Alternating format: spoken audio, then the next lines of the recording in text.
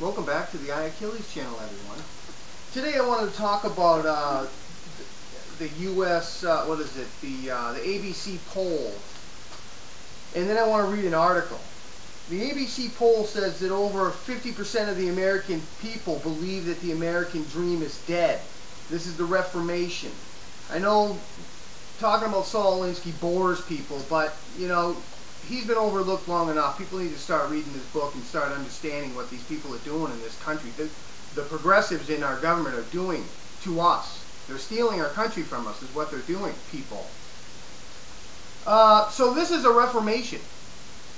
Excuse me. This is a reformation in the hearts and minds of the American people that our system doesn't work no longer. It has collapsed under its own weight. But the reality is it has collapsed because of targeted regulation and deregulation designed to fail to create a reformation in the American people to go along with the fundamental transformation of America. And that's what it is. Let me read this this article from what's his name? Victor Davis Hanson. It's A Nation of Peasants. Traditional peasant societies believe in only a limited amount of good. The more your neighbor earns, the less someone else gets. Profits are seen as a sort of theft. They must be either hidden or redistributed. Envy, rather than admiration of success, reigns. In contrast, Western civilization began with a very different ancient Greek idea of an autonomous citizen, not an indentured serf or subsistence peasant.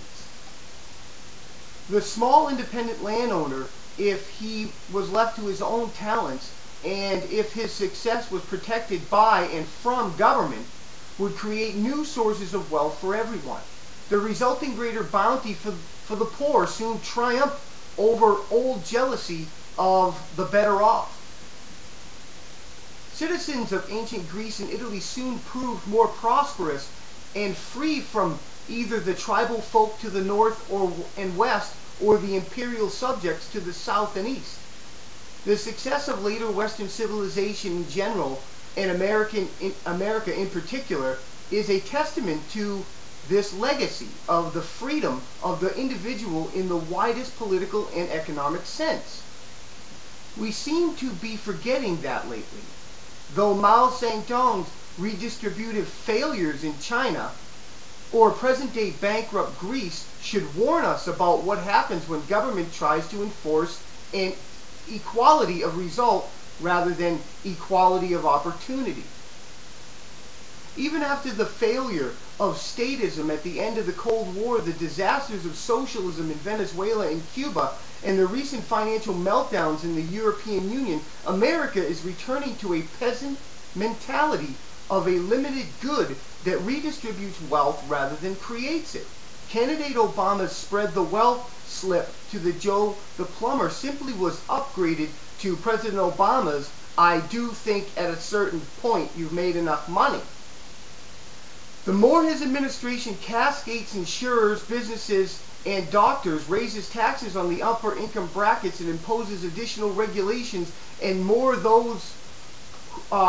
more those who create wealth and deciding to sit it out, neither hiring nor lending.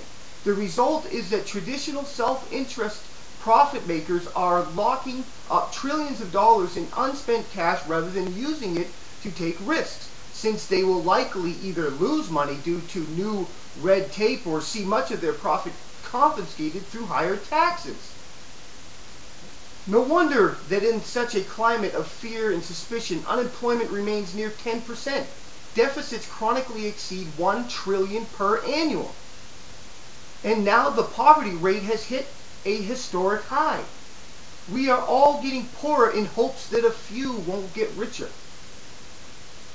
The public is seldom told that 1% of taxpayers already pay 40% of the income tax collected, while 40% of income earners are exempt from federal income tax, or that present entitlements like Medicare and Social Security are financially unsustainable. Instead, they hear more of that those who manage to make above $250,000 per year have obligations to the rest of us to give back about 60% of what they earn in higher health care and income taxes, together with payroll and rising income taxes, and along with increased capital gains and inheritance taxes. That limited good mindset expects that businesses will agree that they now make enough money and so have no need to pursue any more profits at the expense of others. Therefore, they will gladly still hire the unemployed and buy new equipment, as they pay higher health care and income taxes to the government that knows far better how to redistribute their income to the more needy and deserving.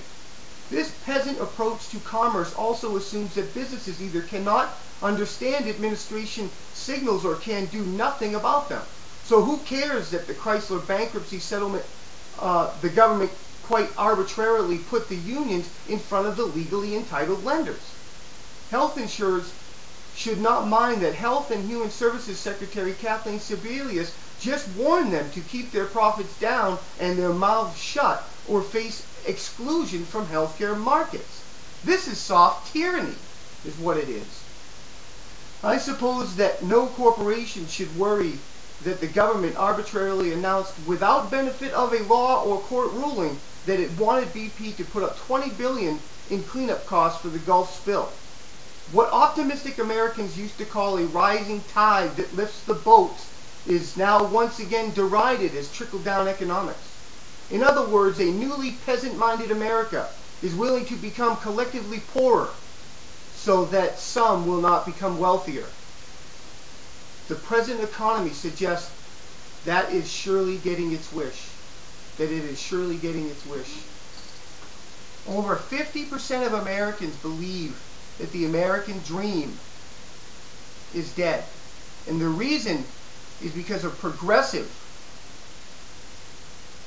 targeted regulation and deregulation in the system designed to fail.